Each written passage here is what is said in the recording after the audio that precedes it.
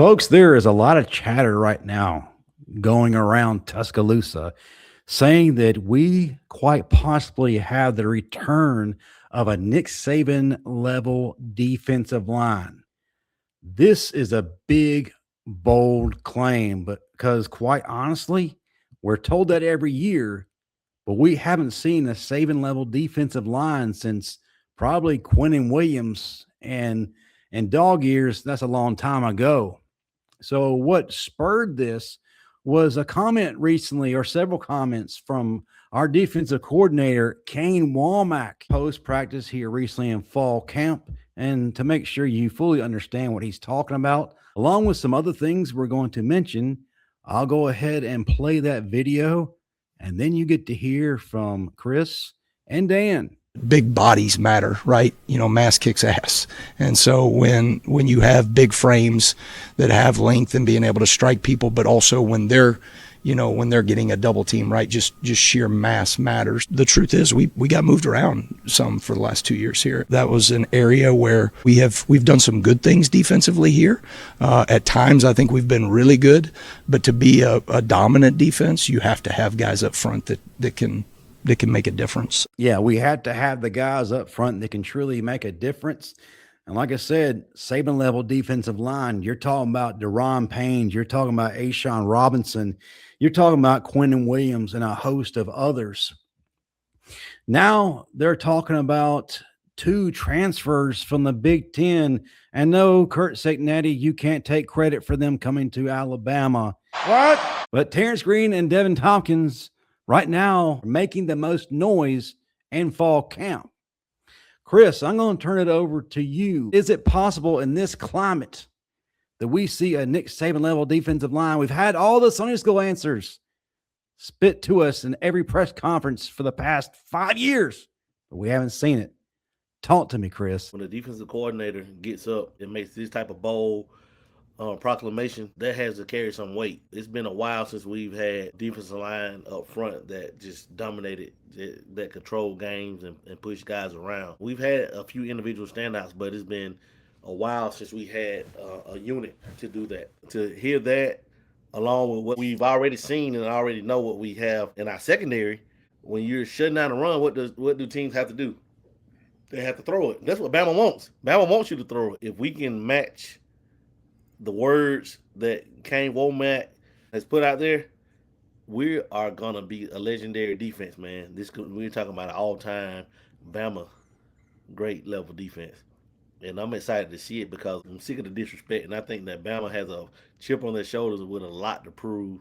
And it starts with those guys, Devin Thompkins and Big Green from Oregon, and along with London Simmons.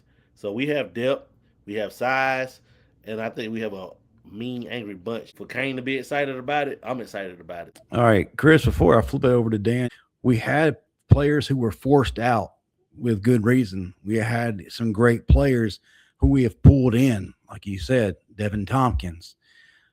But there's one name that gets lost in the sauce, and that is a coach or a assistant we've hired, and that's your former teammate, Jarrett Johnson. And for the new crowd, you need to learn very quickly what kind of player Jarrett Johnson was.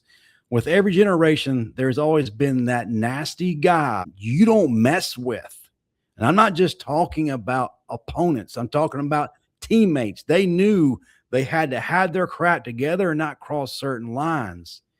And Jarrett Johnson's a guy who would choke you out. Chris, before I flip it to Dan, talk to me about Jarrett Johnson, the teammate, and what he can bring to this defensive line that honestly has been missing. Jarrett Johnson is a stud, man. He's a no-nonsense type of guy. He was a leader, even though he was a young guy when I got there. He's a student of the game. He's a weight room junkie. He's a practice junkie. He's a football junkie. And that's why he lasted so long in the league, because he always practiced, even in college, as a professional, and carried himself as a professional. It takes a special type of person to be able to maintain a long NFL career. So I think if he can bring that knowledge and experience to our sideline, to our younger guys, and teach them how to prepare correctly week to week and how to take care of their bodies, it's valuable to have a guy like that around. especially when you're trying to turn something around. So that new energy is going to do wonders for our defensive unit as a whole. Dan, you've heard what Chris had to say. Terrance Green, Devan Thompkins getting a lot of praise right now. A lot of sources saying that these are the guys. But then also you have guys returning like London Simmons, Steve Mbumwa, who seems to be figuring things out, and he's going to be the destroyer of worlds. When you hear those names, what immediately jumps off the page? And let me ask you point blank, is it possible that this unit can be Saban level? Without a doubt, Justin. During this offseason, Coach Wommack and Coach DeBoer, they wanted to address one thing on the defensive side. You think about the guys that went out and the guys they brought in, Green and Thompkins. Along with those guys, they brought in Nolan Wilson, Corey Howard, Cam Johnson, Malik Franklin. All those guys are north of 6'3". So they was addressing a particular need, and that was length. There's so much more you can do with length. Get across guys' faces. You can tie up two blockers with long arms. So it was very important to them that they addressed that. You're able to affect the quarterback, get your hands in the passing lane. It's so much more you're able to do when you got the size up front. That's something that they wanted to address, and I think they've done a tremendous job of doing that.